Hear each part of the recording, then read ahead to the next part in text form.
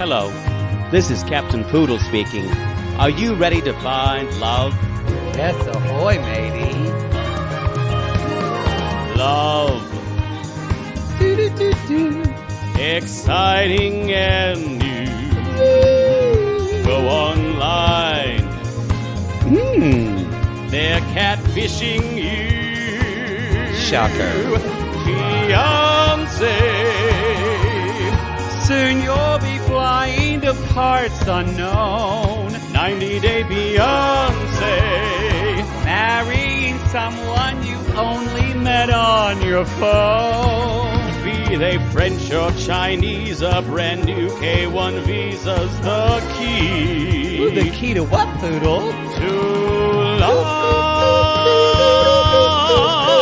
It's reality gaze. Let's love.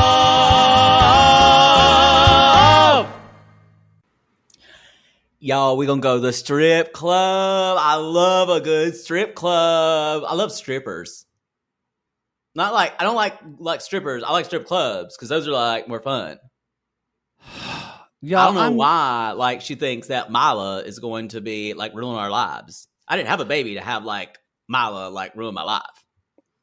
I am not the smartest person in the room, but I am smart enough to know you should not take your wife who's been raising her baby by yourself and the baby's formula to a fucking strip club. I will say the way it was done, he was trying to kind of like have fun. She actually, I think she was the one who suggested it.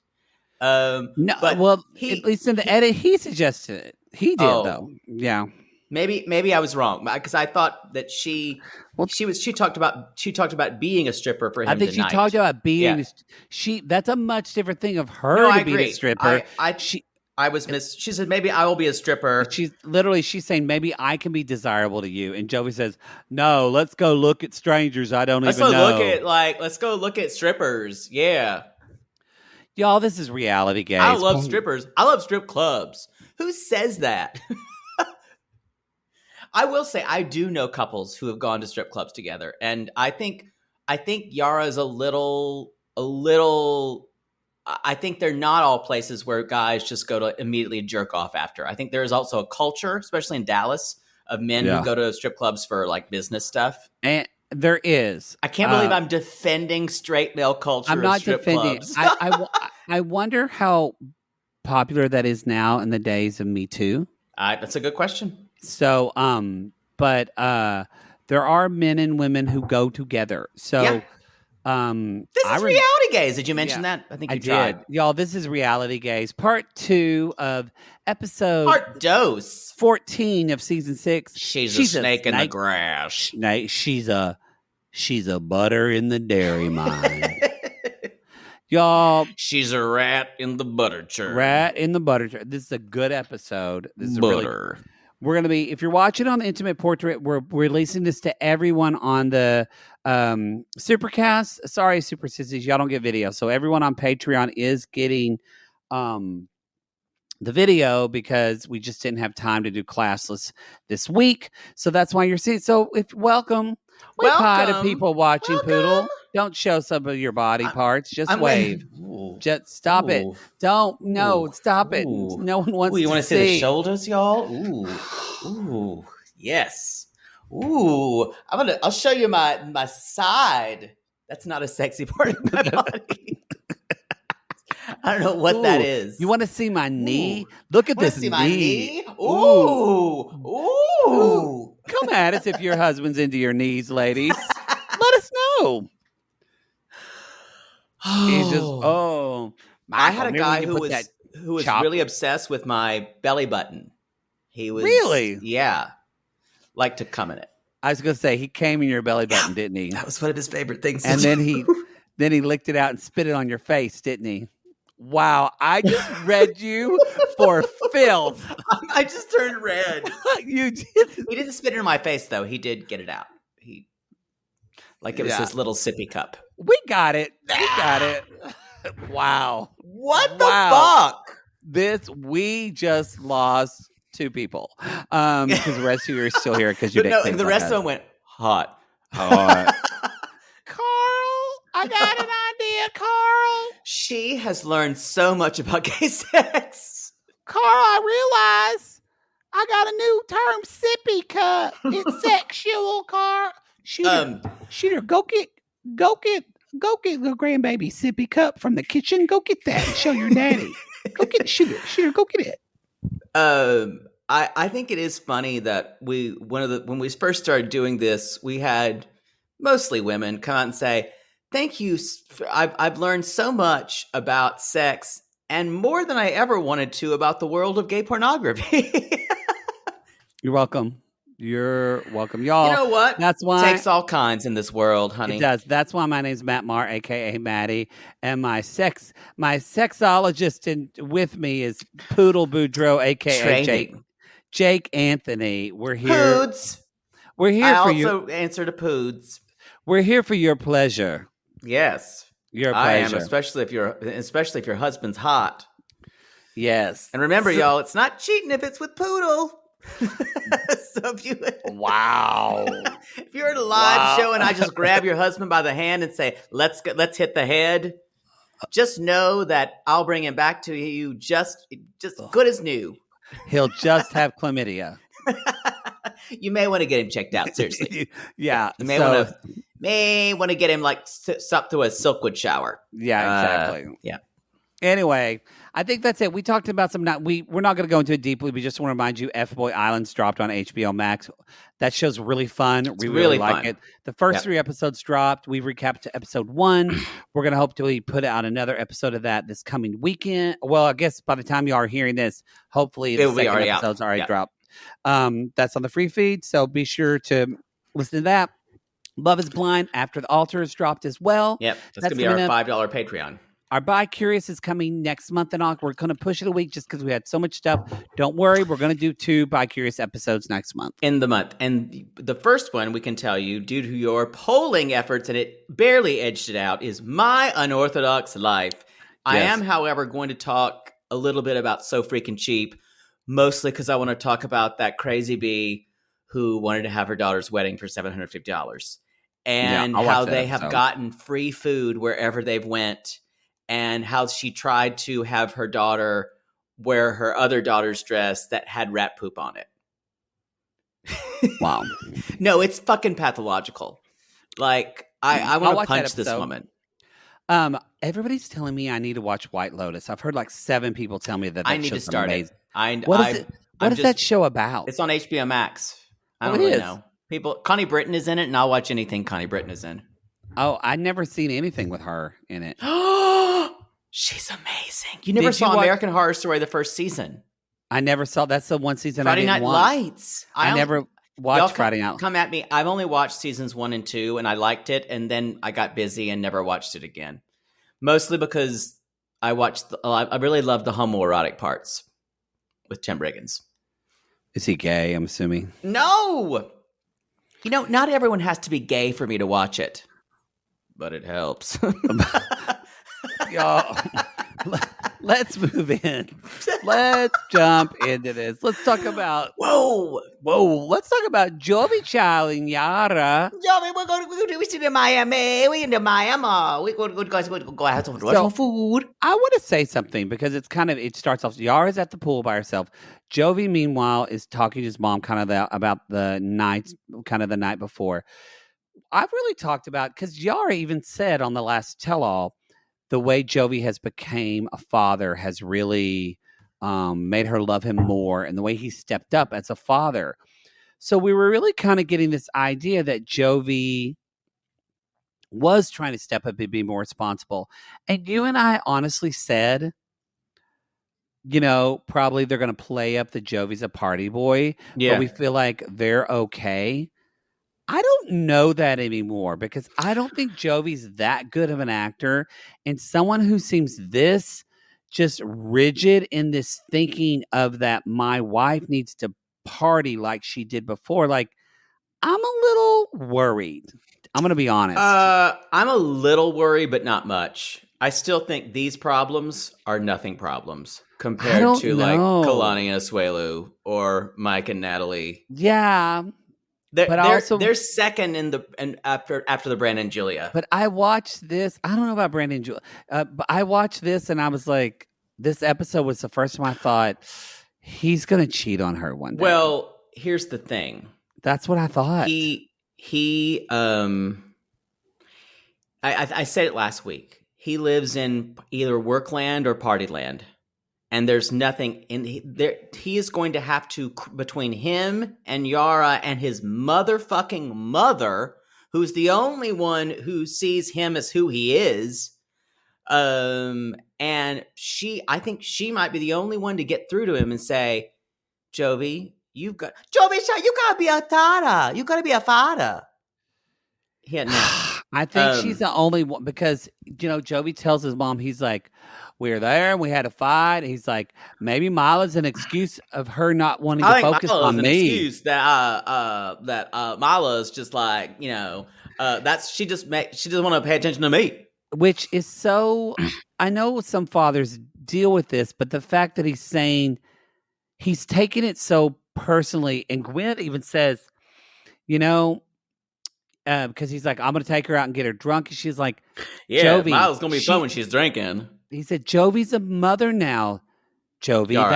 Yara's a mother now, Jovi. That's a different thing. And she said, I really had my doubts about Yara, but now that she's here and she's a mother, I kind of think that what about Jovi's Jovi? Not ready to be a father. Yeah. And she says, Jovi, don't take her out drinking. She's a mother now. Take her to a nice restaurant.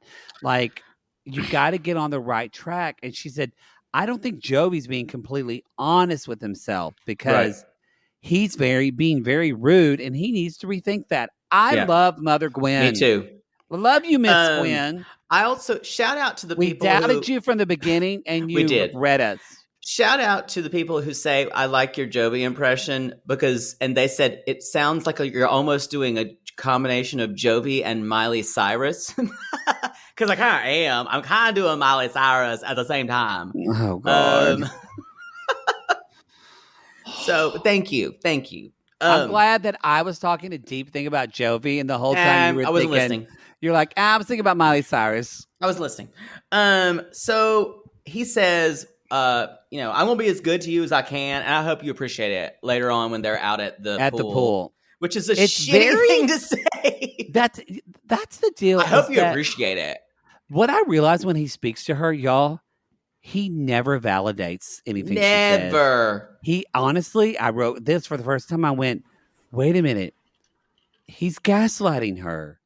He's making her feel like her reasoning and her thoughts of what she's saying is she's stupid for thinking that, and that she's always overreacting, and that she's making a bigger deal out of nothing. He's minimizing her feelings. I think you're giving him too much credit that he is gaslighting. I guess gaslighting does show that he's intentionally trying to do something. Exactly. That's true. I think that's intent. I think though that's true. I think though he is minimizing her feelings, and I think Jovi actually is very sensitive, and I think he's so... Oh, I agree. He's reacting so much to his own hurt and his own feelings of not being loved. He's totally not able to validate anything Yara says. I wrote down that they both take everything so personally. They both that the other one does. Yes. And I'm not itching my crotch if you're watching on Intimate. I'm itching my foot. I wasn't asking. Looks like I'm touching my junk and doing something dirty. What are you doing? I'm itching my foot, but it looks dirty. Yeah, when you make your face like that, not cute. So she's basically like, I was always a Grand Mind side.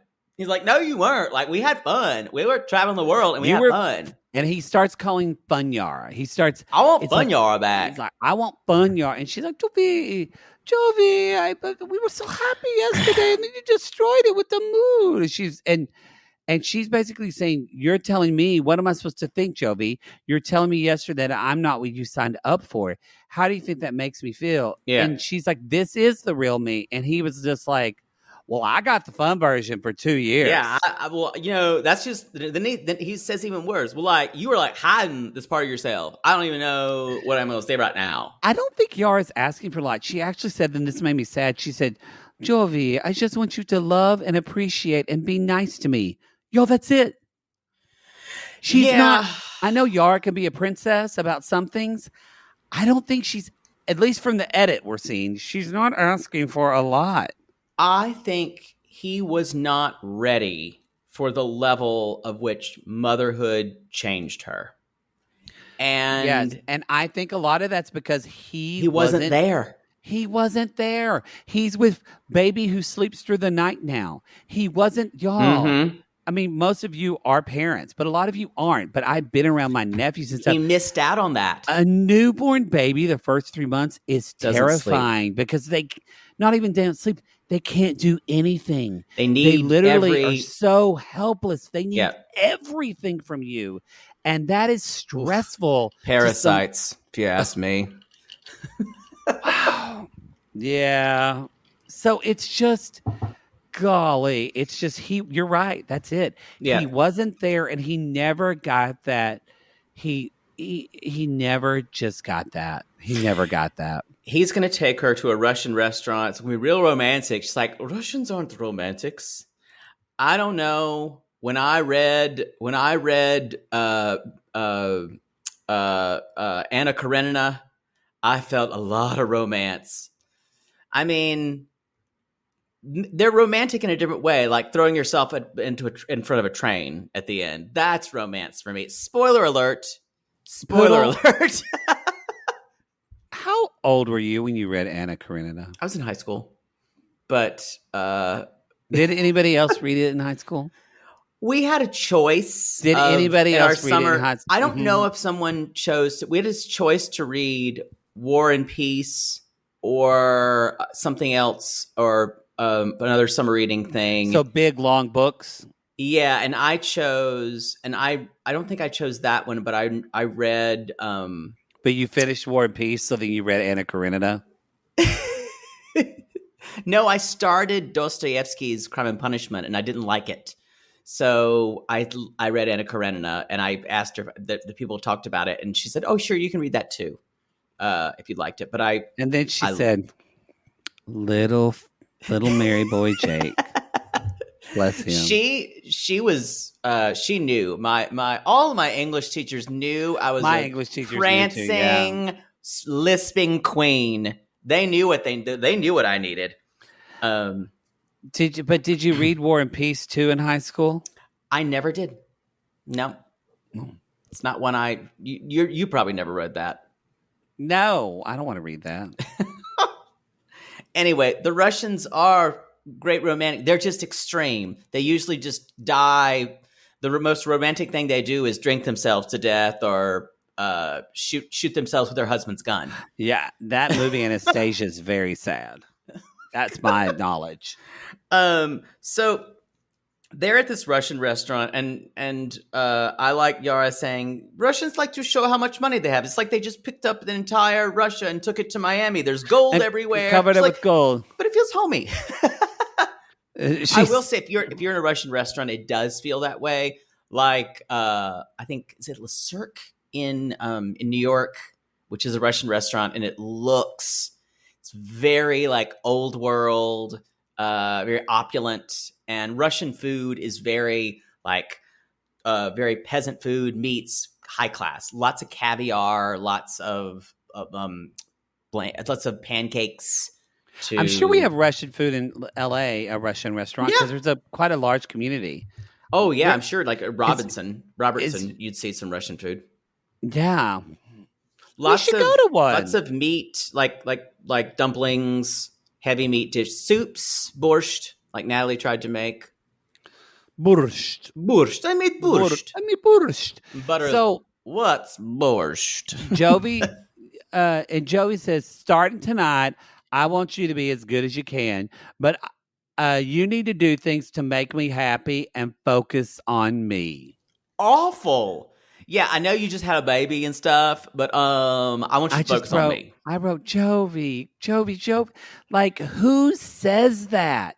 Who says that? Like someone who has never realized he wasn't the center of his parents' life or the center of. He was probably a popular boy in high school.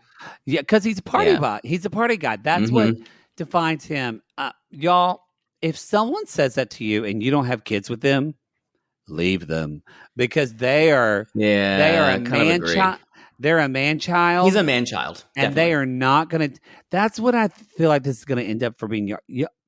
Poodle. We all have friends that have been in that relationship of, well, he just didn't show up and he didn't get a job again, or he didn't do this again. He didn't get me a gift on Mother's Day again. Like, he's just keeps dropping the ball, but I just keep moving the ball down the line. Yeah. It's okay. I guess I'll get used to it. Is that what your mom said? Maybe. But no, that kind of thing of getting used to it, you guys, is they're telling you how you should behave. That's what Yara's that is. Stuck, y'all. She's fucking stuck. And I don't think she's wants to leave Jovi. She does love him. But this, unless something drastically changes, y'all, this is still going to happen 5 years from now. Yeah, I think they're better. They're better than they are right now on the show. They've had some really rough times. I think also it is good that Jovi is away so much. To me, this is my ideal marriage, where someone is away for 2 months and then they're back. But it's good for you, but it's not what Yara wants. I agree. And I agree. I think when he's away, I think he does work really, really hard, and he is. You can say that he's sacrificing for his family, because some people in our squad are talking about Jovi's sacrificing for his family. It's all he's ever known. I'm not going to give him props for that. I don't think he is sacrificing. I think that's all he ever known, and he's just working because that's his job.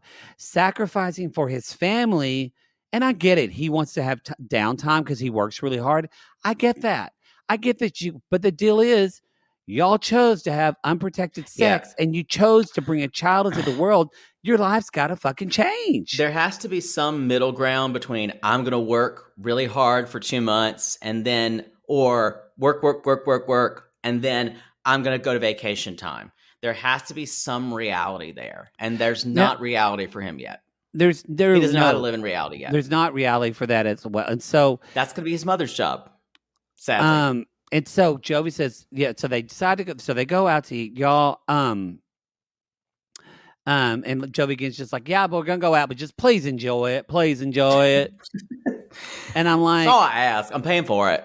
But again, she's brought up all this stuff about you, and he never said, like, he says things like, when she brings up, said, Jovi, you don't appreciate me. And he's like, well, I guess you say I don't appreciate you. Or he'll say, like, well, maybe I don't appreciate. Like, he never takes responsibility. Well, that's from being a mama's boy, because she can't. Ever. He does say they're having good food. She's having a good time. When Yara is being treated well, Jovi knows this. When Yara is being treated well, she feels respected. She's in a good mood.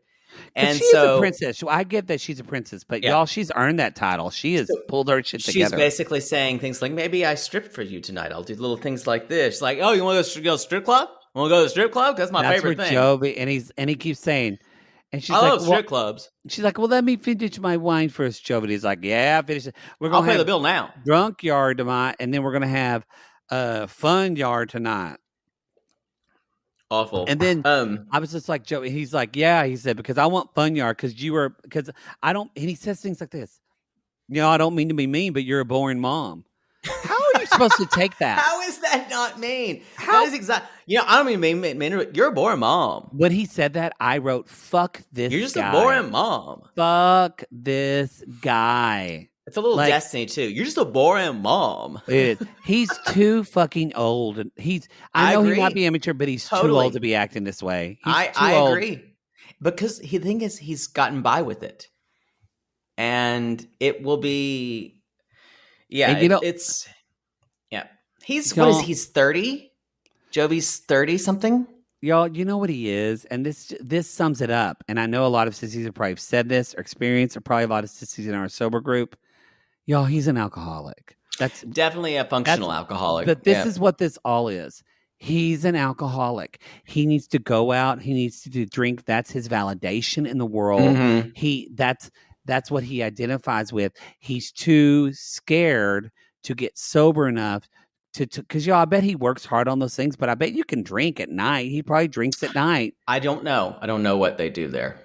I just think this is just complete alcoholic behavior. I want you to be like the way things were when we were drunk all the time, when we were partying. Yeah. That's the life that I want to have. It's just classic alcoholic behavior. And you guys, you can be an alcoholic without falling dead drunk and being like Barney on The Simpsons. It's not, and it's about you don't even have to drink your every relationship day. to alcohol. Exactly. It's about your relationship. Mm-hmm. You can drink 10 times a year, but every time you drink those 10 times, it completely it is totally interfering with things in your life. And y'all, his partying is beginning to interfere with his life. And reflecting his relationships. Because this is happening with Yara, but guess what? Jovi's going to need to go pick up the kid. Well, he would have gone out and he would have drank with his friends, and he doesn't go pick up Mila at some event. I totally agree. That shit is going to happen. So y'all, of course, we end up at the strip club. Made it real. Well, little soapbox, but that's okay. That's what we're here for. So he said they're at a strip club and they walk in. He's like, yeah, I love this. It's like about when I used to be. So she's kind of like, she's uncomfortable. At one point she's like making it rain. And she's being fun. Then y'all, she sees him put the money in the stripper's G-string. Everything turns, because then all her insecurities come back of him being at a strip club. And I will say this, I don't think Jovi would fuck every girl at a strip club. I think he does just enjoy being there. Sometimes he's not going to touch people. He will get drunk and cheat on her. I do think that. I'm not saying, but that doesn't happen every time he goes to a strip club. No, but I've got to give it to Yara. Yara does not. I don't think it completely turned. I really don't. I saw it differently. Yes, he put money in a G-string, and after that, but Yara said, okay, Jovi, we came. It was fun. I want to do something else. And those things happened at the same time. But she didn't whine about it. She wasn't mean about it. She actually said, this was fun. Let's go do something else. I agree with you. And she was nice about it. But I think, and it happened actually at the same time she took her top off. The woman took her top off. Yeah. And the thing is, you guys, Jovi, I want to marry a cool girl. I want to marry a cool girl who goes to strip clubs with me. And Yara desperately wants to be a cool girl. And I guarantee you, the whole relationship they had, she kind of portrayed herself as a cool girl. For sure. But y'all, she's not. And now that she had a kid, she's even less of one. But the most important thing in her life, this is what it all boils down to. Jovi wants to be the most important things in Yara's life. Yara's child is the most important thing. Mila is the most important thing in her, as it is for a lot of moms. And that's a really hard thing for husbands to grapple with, because they feel like they have lost a wife because they feel like the wife now loves the kid more than them.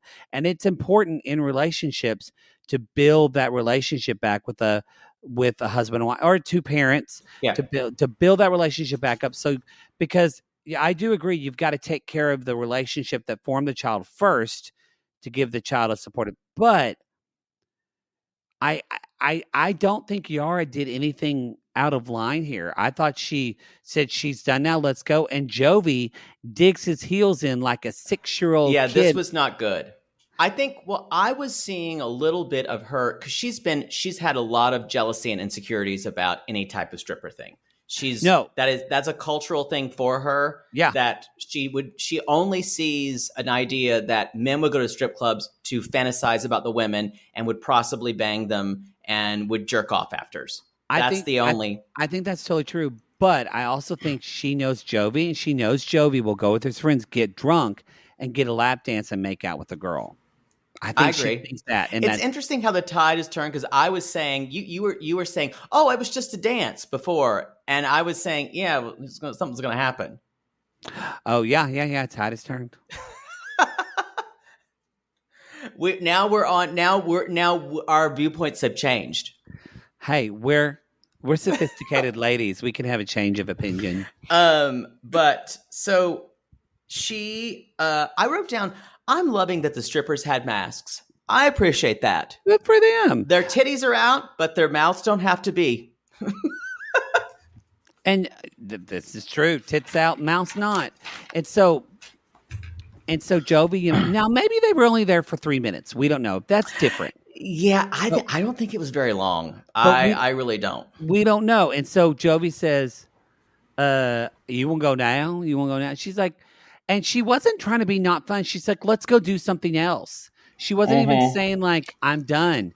He probably could have said, you want to go to a bar and have a drink or go dancing? And she probably would have done that.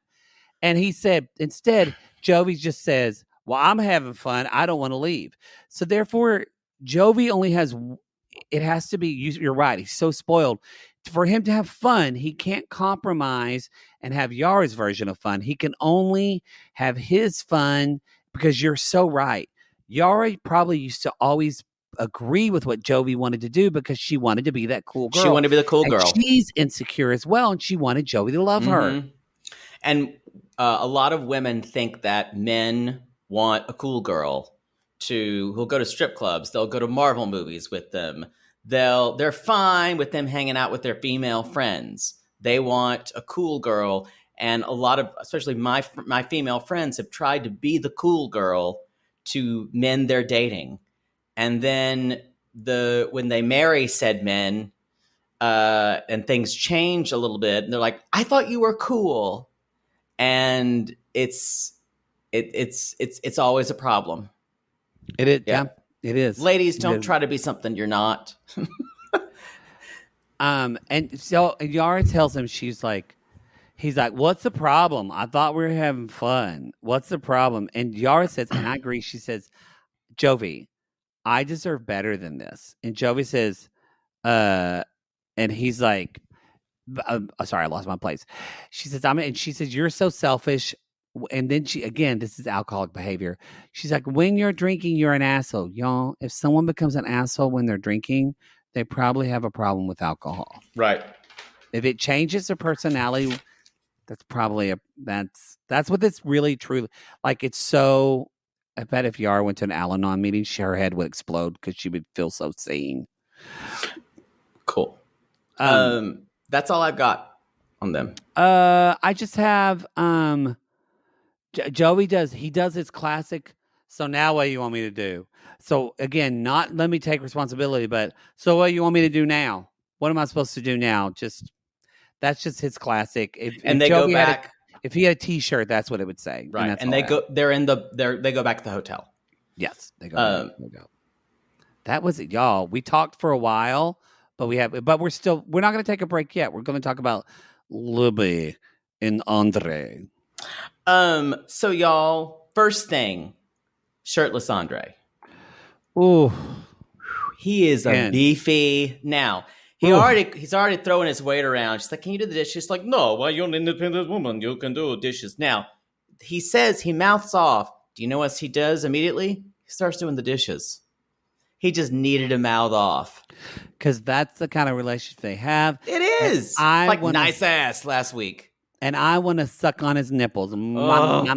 Oh, mama. Apparently, I said this on the podcast, and we didn't know it. Y'all, I did not know that men breastfeeding and into breast milk was such a Lactation thing. Y'all came at us, and that is a thing. I did not know it either. I thought it would be. You were more like, no, but it really, I haven't Googled it yet because I'm scared. I only said that because of the amount of straight men that I had heard who were grossed out by breast milk. Well, we were wrong, that is apparently. A thing. Yeah. Yeah. You? Nothing wrong with it. Do you? So I would try to get milk from Andre's nipples. Oh, I would suck on them until something happened. One of us will be milking something. That's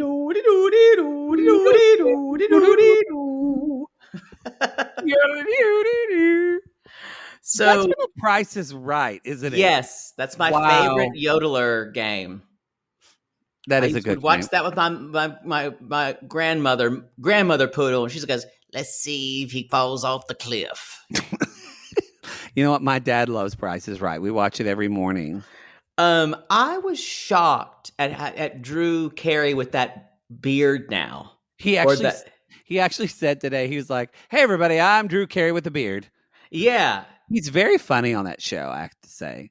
People say he's one of the nicest people in show business. He has I believe it. Nice reputation. So she's gonna go meet Chuck, and I do one more thing, and then Andre's going, blah, blah, blah, these fuckers. And at one point, Ellie goes, Daddy! And she's like, see, she's saying Daddy, don't curse. And Libby's like, listen. He's like, okay. So so Chuck meets with Libby, and y'all, this was I was kind of like, because Chuck basically says, look, we can't be having this. Like, this is not our family. Our family's imploding. We can't even have a birthday party. He said, I wanted to eat that cake. And we all did. I had a real visceral reaction again anytime cake is disrespected. And he said, I got to tell you, this isn't Andre's fault. And Libby goes, really? Wait, where am I? Am I being punked? She's like, something I never thought. And Chuck says, I think this is about jealousy. Yeah. I think they're jealous of what he said. I'll be honest. Andre does everything I ask him to do. Yeah. He's a really hard worker. He's working harder. He didn't come out and say this, but y'all, he's working harder than Coke Charlie. Yeah. And he said they wanted to paint him as the villain for so long. And I'm realizing now that they might be just a little selfish themselves. And so y'all, Libby's like, this is what I've always been saying. Yeah. So there's a family cookout. I wrote down, hide the cake, possibly. Don't bring wieners. Hide your kids. Hide your cake. They're throwing cake at everybody out here. Then y'all, there is Chuck wants to have a family cookout. Yes, there's going to be one. Come on. And Libby's kind of like, this is a bad idea. This is going to go to complete shit. We can't even be in the same room together, but it's going to go bad. But okay. So the next thing is Becky and Jen. Y'all, we've rarely seen something like this where 2 or 3 secondary characters are meeting without any of the fiancé or the fiancé's partner in it. And I bet we did. We haven't seen those seasons yet, but I bet we did in Chantel's family, and they ended up getting a spinoff. Oh, because we called it. Because we fucking called it. So, y'all, this is like there's going to be a house flipper. Poodle Piper picked a peck of pickle Peters. Peter Pepper picked a Peters. Poodle and I once did a sketch for Cabaret where Maleficent and the evil queen from Snow White got together. And it was basically what this was niche. Like. Yeah. It was pretty niche. It was really gay. Nobody really thought that sketch or song was funny. A lot of dragon jokes. We really enjoyed it. We also sang Grass is Always Greener from How the World Goes Round. I was like, it's so easy for you. You can turn into a dragon. You were like, it's so easy for you. You can feed a dumb bitch an apple. Yeah. We loved it. It was polite laughter in general. There was polite laughter. There was an old gay man who was about 68 who used to be a retired librarian who loved it. Yeah. The stuff that we really love is pretty like gay brow. Yeah. Not highbrow. It's gay brow. Or it's dumb like Kim Davis dancing with Jesus. Yeah, we did that. Or me singing to a dildo for a Christmas song. Yes. Y'all, but this is like 2 evil queens getting together to plot their demise. Because we said this, I don't remember if you said it or I said, but one of us said this. They're going after Andre, but this is all about Libby. Yeah. And they're going to turn on Libby. No, we called it. We said they're going to turn on Libby, and they are. So they're basically saying Andre is like he's coming. He comes. Think about where he comes from, just like in a really underprivileged part of Europe, and so why is he so entitled? I can't imagine someone who's an immigrant who has nothing. Poor peasant people should never aspire to anything greater. Why did they think they're all that? Yeah, that's just really, really rude. And I think that Dad is intimidated by Andre. I don't, and I don't like that. And like Libby is like a fucking pro at like playing our dad. And he's just been watching Libby suck up to our dad, and now he knows what to say. Wait. And they both have their hooks in them. I've got an idea. What? What if we like stick it to them and like go out on our own and like compete with them? Wait a minute, Jen. You're telling me you want to go out our own and stick it to and undermine our own father and our own sister. Yeah, just to hurt them. I love it. Why didn't I think of this before? Oh my God. It is completely just to hurt their own father that they're doing this. It is fucked up. It is fucked. This is like in like 80s comedy movies where they needed a character to be evil, and they would have like an evil sibling all the time that would want to like kill their father, and this would never happen in real life. Yeah. Spoiler alert. What the fuck? What the fuck?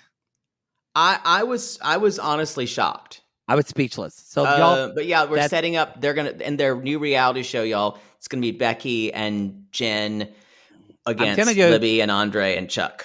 Flip or fight. That's what the show should be called. Mm-hmm. Flip or fight. I gotcha. Are they gonna flip a house or are they gonna fight? I had a lot of Saturday nights where it was like that. Flip or fight. We need to move on. Most likely it was fighting. Jen really says, by the way, she says this to the person who, she says, fuck them. We don't have to rely on them. Wow. Terrible. They're only on the show because of Andre. Let's remember that. Yeah. Only on the show because of Andre. So they only have OnlyFans where they show their buttholes because of Andre. So that's all I have for them. I think we should move on to Mike and Natalie. But y'all, go grab your butter because we're going to take a quick commercial break.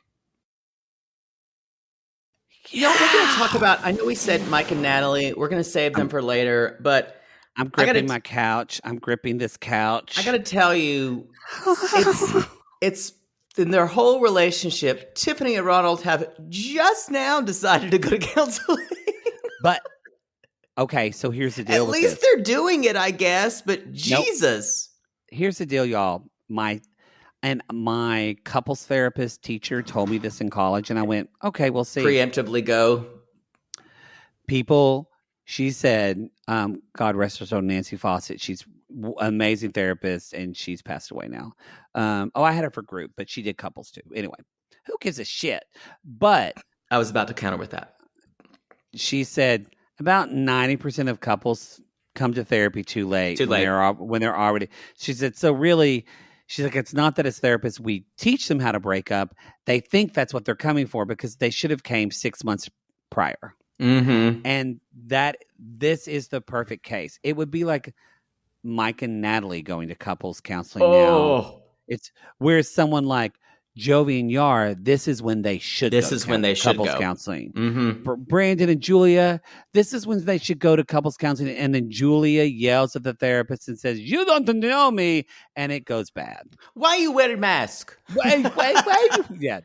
I don't know why I feel like she's a COVID denier. But like for some people like Kalani and Asuelu, because I think they could benefit, although Asuelu would have trouble, but they could benefit from something like. But y'all, Tiffany and Ronald, we are circling the drain. They are a dead fish, and it stinks. So Ronald's basically saying it hit me in the face like with a bat when she told me that she wanted a divorce. And in the past. He was against counseling. He was against counseling. He will go when his uncle is the therapist.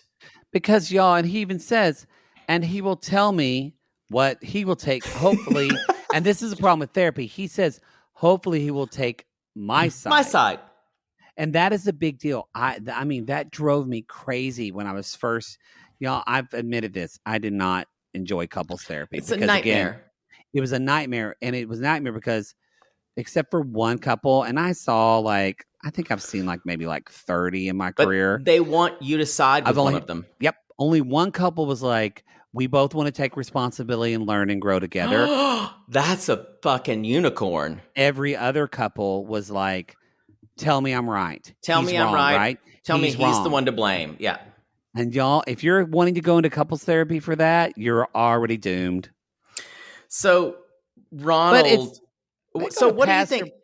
Pastor Paul. So, why do you think do you think having a counseling session with someone who's a relative of someone going in is a good idea? So that's considered unethical. Thank you. I'm glad to hear you say that. So here, ethics are a weird thing, though. Ethics aren't rules. Ethics are ethics. So it's kind of this morality of what, but we do have, ethics are it's not like mandated reporting, like where somebody says they're, if they're thinking of killing someone, but they don't have a plan of killing them, they just have thought about it. I can't report that. I was just worried this is not appropriate. That this guy was some kind of Christian therapist.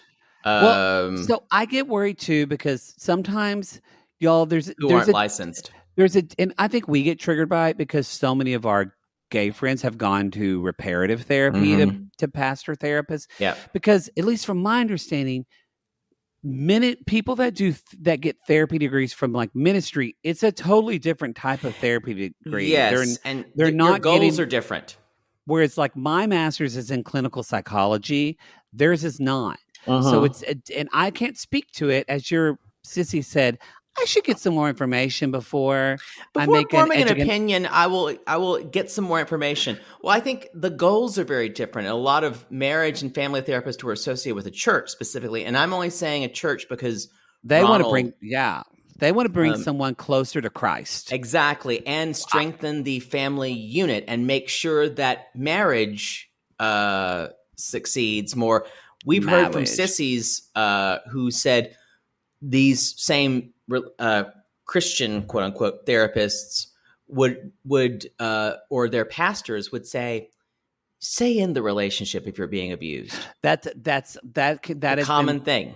Yeah. That has been very, very, very much a big problem. So whereas there is to bring them closer to Christ, my goal as a therapist is just to bring you closer to whatever your hope is in life and to a more authentic version of, or not even a thought. If you tell me I don't want to be authentic, this is what I want, I'll say, okay, that's what we're going to work towards. You're working with what they're saying. With what they're saying, as long as it's reasonable. So, yeah, but not everything he said was horrible. I agree. That's why I was asking because Ronald really got turned on his ass here because Pastor Paul agrees a lot with Tiffany.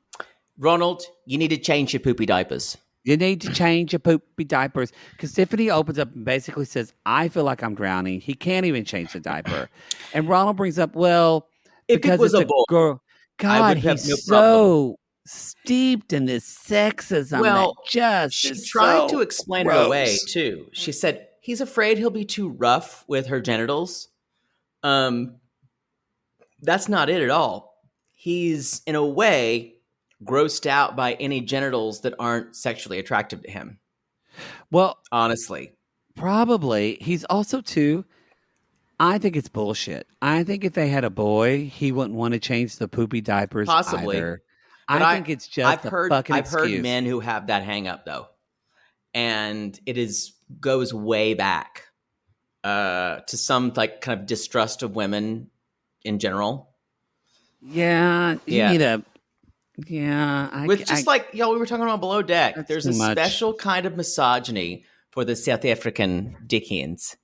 And it just exists in this culture. God, I love it. Y'all, if you're not watching Below Deck, what are you doing with your life? I would love for y'all to listen to her show, but I don't even care at this point. Like, that show is so good.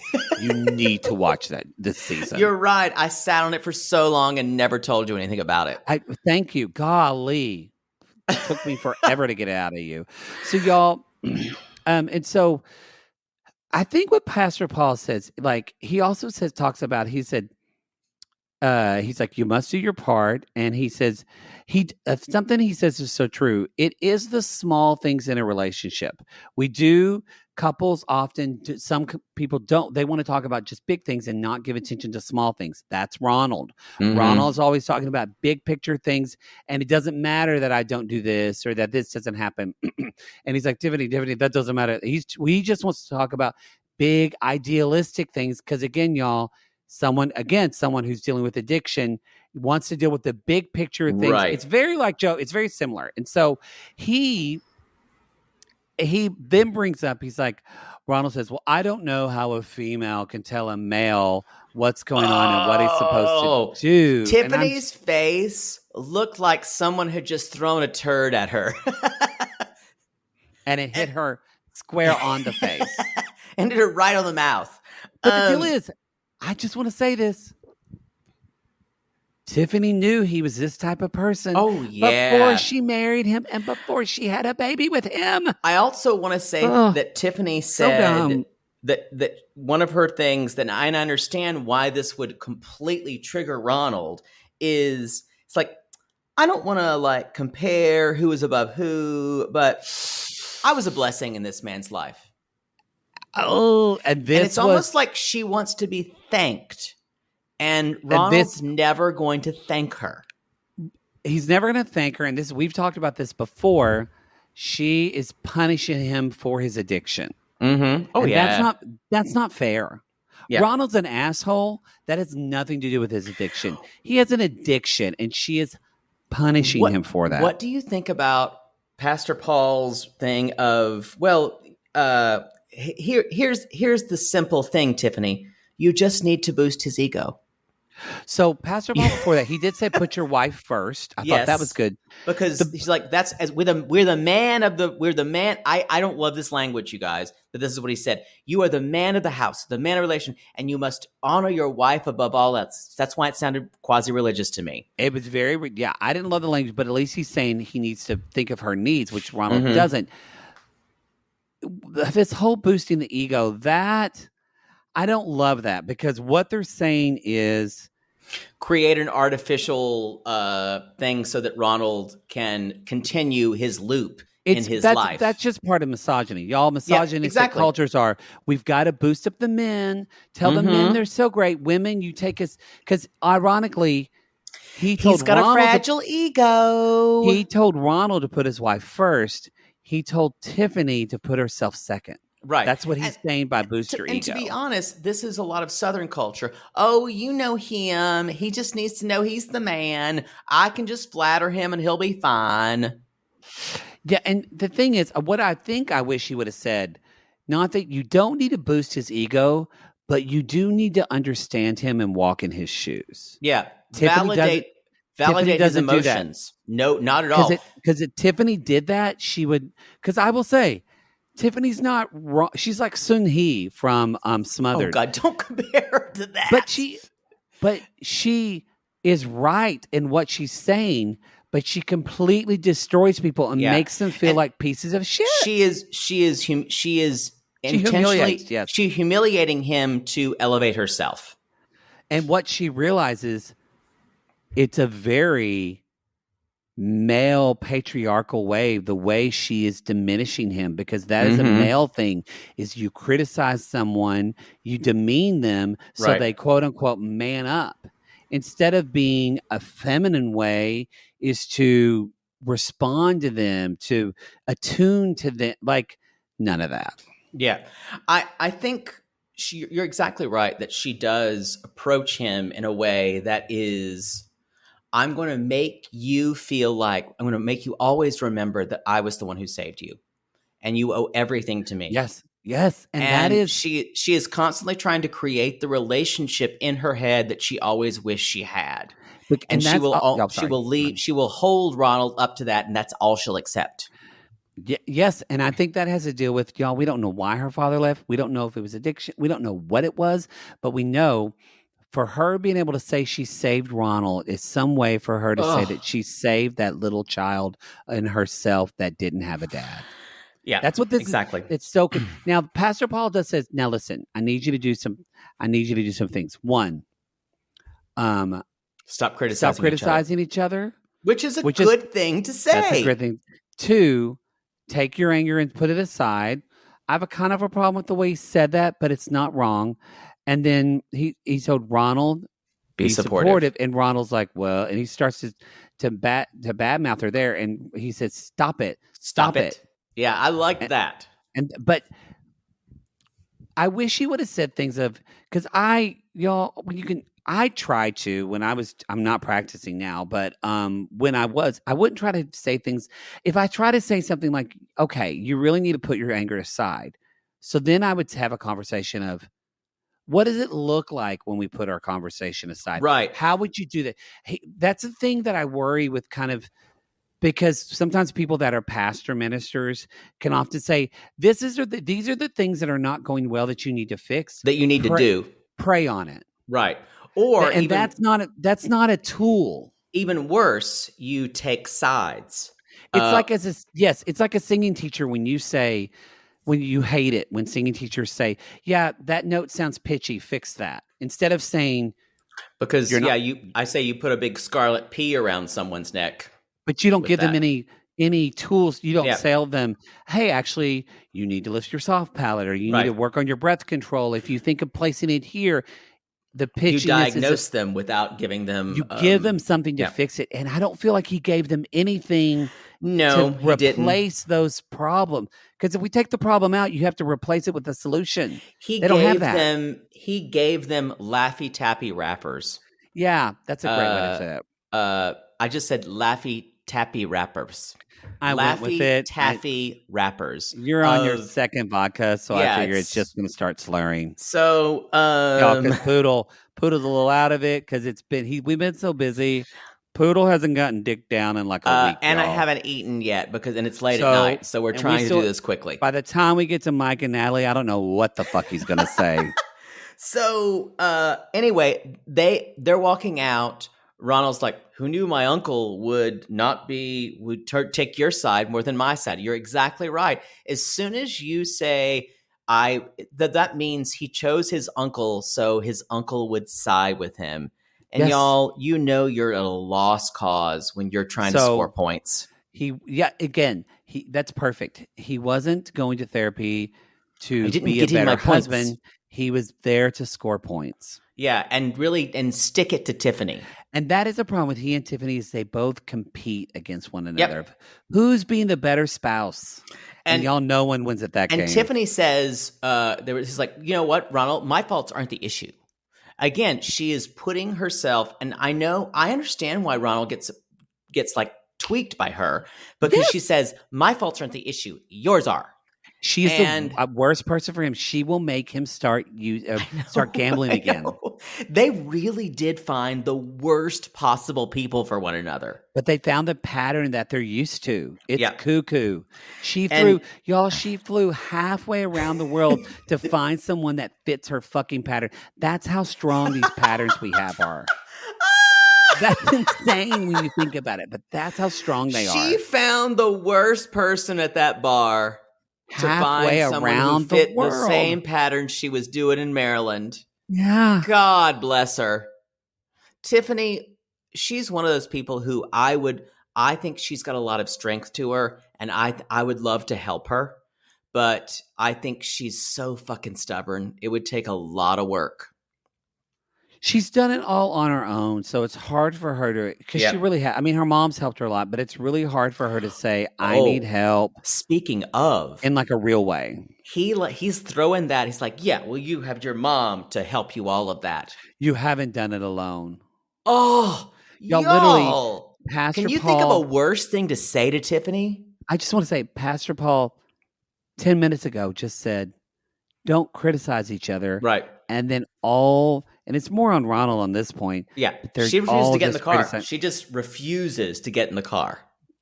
Good for her. And so she and Ronald says, you won't be able to do this criticism thing. Yet he's criticizing her that she can't not do it. And she says something. He's like, well, you say I don't. Oh, he says, you say I don't do enough. And she says, well, that's not criticism. That's fact. That's fact. And she's right. But she's she right. asked a good question. She was like, because she said it kind of like show me and kind of with an attitude. But she said, that's one I of the wish she would problems. actually said, hey, how do you think I criticize you? What do I say? And instead of saying, oh, okay, I understand how that can make you feel this way and this way. This is where I'm coming from when I say that. Instead, that she just says, yeah, that's not a criticism. That's fact. So again, she denied what he was feeling She and didn't told him he validate. was Yep. stupid for feeling that. Y'all, they are a masterclass on how to not validate your partner's feelings. I will say they are, and I've compared this to it before. They are that train that is just, you just see that track over the trestle. It's no more. You know, they're going to take down their fucking kids with them, and it sucks. Anyway,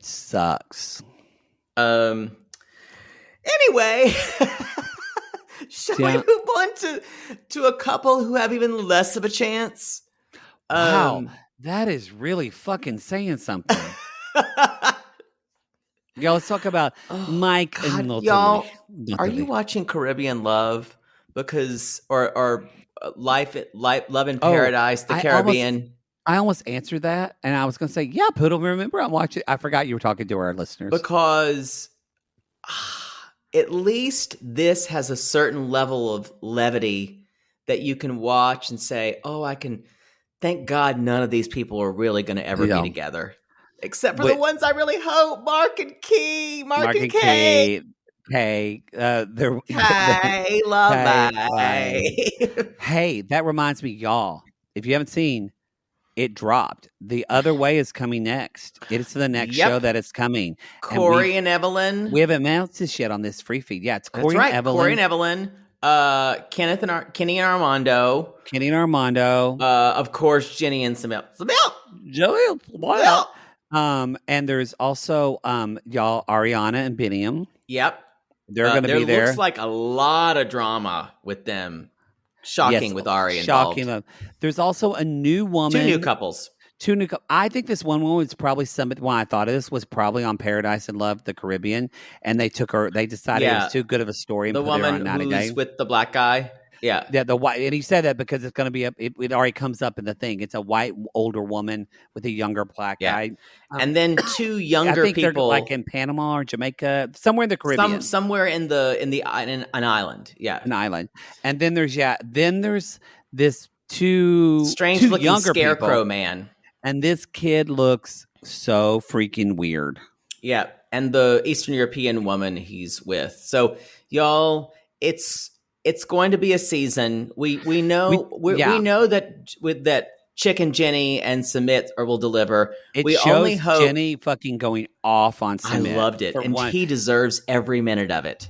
And we know that Evelyn will be pimping out Corey to some local relatives. Yeah. And so that'll be great. I'm sure Ari and Benyam will provide it. And then Kenneth and Armando will be fun. It'll be manufactured because they have no real problems. We get a little bit. I really hope. Look, y'all, we've said this before. I love Kenny and Armando, and I love that they represented the gays so well. Me too.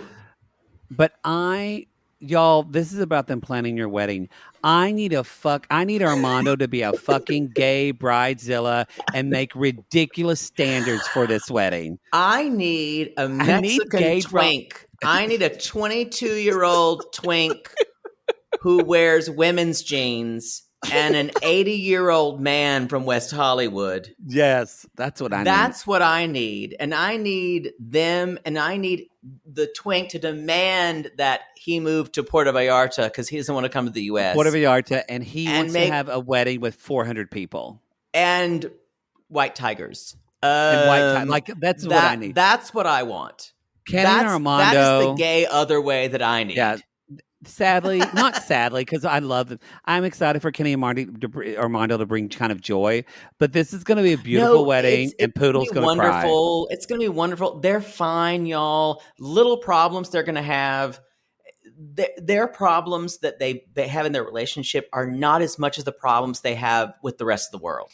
Yes. The problems in their relationship are minimal compared to the rest of the world thinks about. Because they're both wonderful people. So They are. They're lovely. We talk to them on Instagram all the time, and they've been nothing but kind.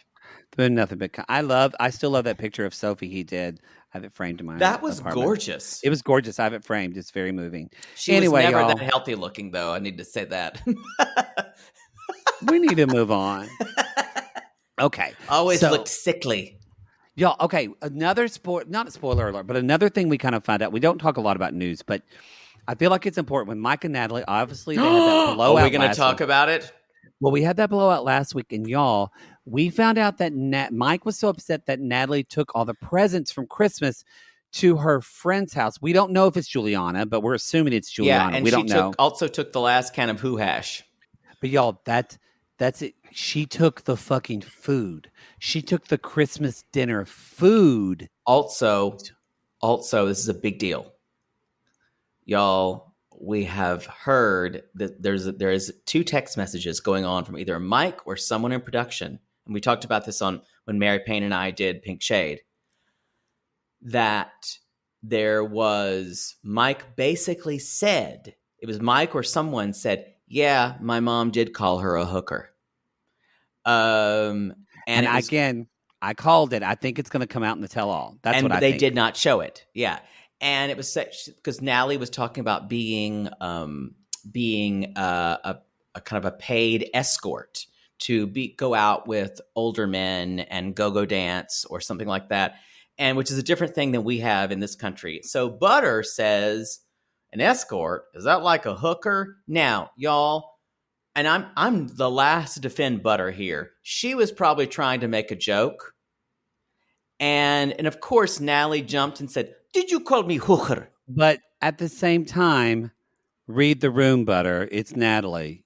I know, but Butter's not going to read the room. And it doesn't matter what, and Butter's never, if that's true, now we know where Mike gets his gaslighting ways from. Right. His mother. And Butter can be correct in saying, Natalie, I never called you a hooker in that way. She asked if you were a hooker, but she never called you that. Well, she didn't ask. That's the thing. That's what makes Butter so shrewd.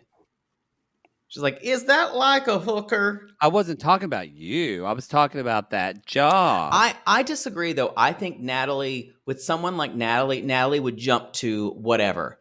And I do say that Butter probably was trying to make a joke, but is also trying to demean Natalie at the same time. Oh, she was totally being passive aggressive. Yeah. Yes. But I don't think she was trying to. Maybe she was trying to make a joke. As soon as Natalie reacted to that, she said, finally, I got what I want. Something ridiculous that Mike will never believe that I did. Right. And this will destroy the relationship. Y'all, Right. she No, I did agree. planned it all along. It was Butter all along. Exactly. So y'all, that was on our Facebook group where someone said, "Oh my God, it's real!" And like to the tune of "Call WandaVision." It was Butter all along. All along. It was Butter all along. I miss WandaVision. There's somebody yelling outside the hallway. Oh God! You're like me in my old apartment right now. I feel like a gay man. At like a gay bar, and I feel like a gay man in the 50s. Though somebody's come in and say, "Stop being a faggot," and arrest me. Well, you are in Texas, so who knows what Governor Abbott will recommend after that. Sorry if I'm whispering, y'all. It's 11 o'clock here, so I'm in a hotel room. It sounds like you're screaming in my ears, so it's okay. And if Poodle's learned anything from hotel rooms, we know those walls are thin. That's true. When I go down to pay my bill at the end of the night, someone said, "Yeah, I heard you had a good time last night." Oh, I like that you said at the end of the night. You mean at the end of the hour? Yeah. Anyway, Mike and Natalie.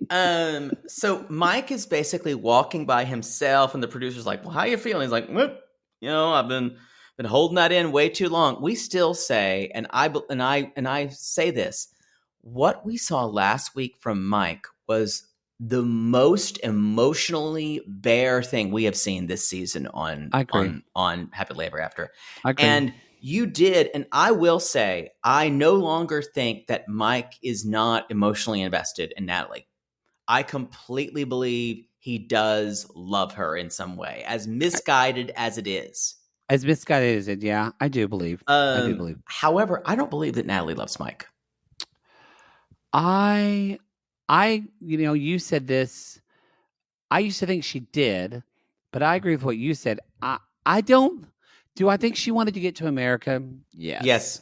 But I think it ended when she saw his house. That's what I said last week. Yeah, I think what you said. I do think she did. I think she didn't know him. I think she loved the idea of Mike. I don't think she was. I don't think she was saying like, "I want to come to America. It doesn't matter who." I think she was more like, "Oh, y'all," because remember, they didn't meet on a dating website. They met through a friend. Yeah, and I think it was like, yes, I met this big, handsome brawny man that's going to take me away and have a fabulous life in the wilderness. I'm going to be like medicine woman show. I love her. I'm going to be like that, have really long hair that I need to cut because I'm too old to have that long of hair. God, that's the fucking truth. Her hair's too long. Anyway, y'all, she is not Natalie, but what's her name? Pamela Quinn, medicine woman. Jane Seymour. Dr. Quinn. What did I say? Dr. Quinn medicine. I wrote Pamela Quinn. Wow. So, hi, this is Pamela Quinn. I'm a medicine woman. This is Pamela Quinn. I'm a physical tech from Staten Island. So he is calling Natalie, you guys, from a park. She's not answering. They haven't even text. So when your wife won't answer, who you gonna call? Call Butter. Call Butter. Goes Butter. And he's like, Mom, I just need to process some shit. You know, Natalie said she's at Juliana's, and she's like, yeah, we had that fight. And she's like, you guys fight all the time. Right. Yeah. And you she does fight it all the time. And y'all, we see how she is pulling the strings on. Yeah, Butter is a puppet master. Butter puppet. Yeah. She even says she does all this on purpose, and then she leaves you alone. She's a snake in the grass. Y'all, the way she makes her son She's a scammer. But the way she makes Mike feel like shit about his decisions, he probably has to think, how could I? The reason why he can't accept what she's saying is because A, he loves Natalie in some weird way, but B, he's like, am I this big of a piece of shit? Am I this big of a failure? Yes. Yeah, and he says things like, she turns around and does the most evil stuff, and it's evil. I just want you to think about, how does your son feel that his mom's telling him that the person he loved and married is evil? Shame. Such shame. Shame. Yes. And she even says, well, the minute she gets her work visa and green card, she's gone. So you need to divorce her ass and send her back. And how about this?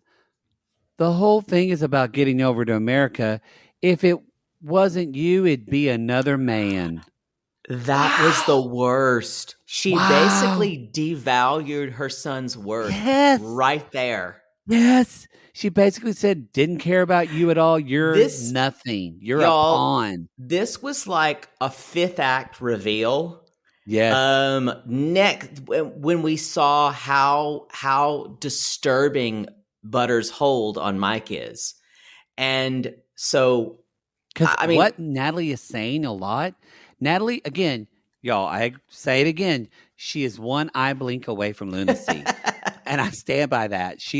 Can be super cuckoo. But most everything she's saying about Mike and his relationship with his mom, especially about Butter, is dead on. Dead on. Do I think she's a princess? Do I think she probably does nothing and she's not super supportive of Mike? Yeah. And to me, she is not realistic. She doesn't live in the present. She's only looking for that future life, which is her biggest flaw. And I think I actually think Mike wants a real wife. He does, and he would have been so much better just finding one of these local Skvim girls. Yes. Maybe they won't have him. I don't know. Find someone in Sequim who enjoys the rain in the woods. Find that person. So anyway, the producer asked, what do you think about what your mom says? Like, well, my mom's got her thoughts, and, I don't have to listen. Sometimes, we're going to have our differences. That is not Mike's voice. That's Caesar. Malia. Yeah. That is not even Mike at all. Okay. You're getting hungry and the vodka's kicking in. We need to move on. So he says, Natalie is important to me, but I'm going to try to keep working on us. So, cut to Natalie at Juliana's house. She's waking up, boobs all a perky. Yeah, she wakes up in the morning. Juliana, headband and all. Headband ready, Russian dress. She's bringing her tea on a very fancy tea set. Mm-hmm. And she's, Yeah, I think we need to do it. All right. It's time for another installment of Reality Gaze Theater. It's time for another episode of Reality Gaze Theater Russian Edition.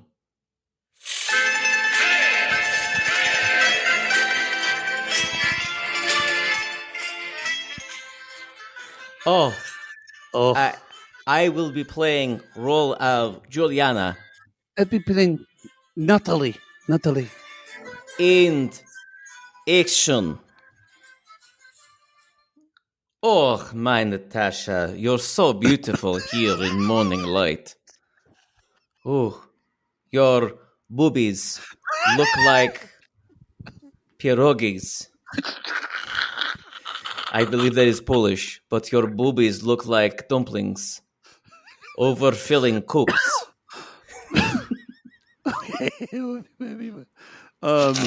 Like tiny Arctic rats. We used to have his pets because it was cold, very cold in Russia. Arctic rats kept privates warm. This tea good, thank you. It is sometimes known as an aphrodisiac in Russian culture. Are you feeling anything in your lower extremities?